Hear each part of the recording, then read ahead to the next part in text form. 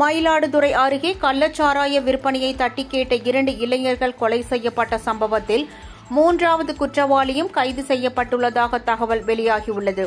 மயிலாடுதுறை மாவட்டம் பெரம்பூர் காவல் சரகத்திற்கு உட்பட்ட முட்டம் கிராமத்தில் பொறியியல் கல்லூரி மாணவர் ஹரிசக்தி படித்து முடித்து வேலை தேடிக் கொண்டிருந்த இளைஞர் ஹரீஷ் ஆகியோரை அப்பகுதி சாராய வியாபாரிகள் ராஜ்குமார், தங்கத்துரை, மூவேந்தன் ஆகியோர் கத்தியால் குத்தி படுகொலை செய்தனர். கள்ளச்சாராய விற்பனையை தட்டி கேட்டதால் இந்த படுகொலை சம்பவம் நடைபெற்றதாக குற்றம் சாட்டிய உறவினர்கள் உடலை வாங்க மறுத்து நேற்று நள்ளிரவு சாலை மறியல் போராட்டத்தில் ஈடுபட்டனர். இந்நிலையில் நேற்று ராஜ்குமார், தங்கதுரை ஆகிய 2 பேரையும் காவல்துறையினர் கைது செய்த நிலையில் மற்றொரு குற்றவாளியான மூவேந்தனை தனிப்படை போலீசார் தேடி வந்தனர். இந்நிலையில் மூவேந்தனும் கைது செய்யப்பட்டதாக காவல்துறை தரப்பில் தெரிவிக்கப்பட்டுள்ளது.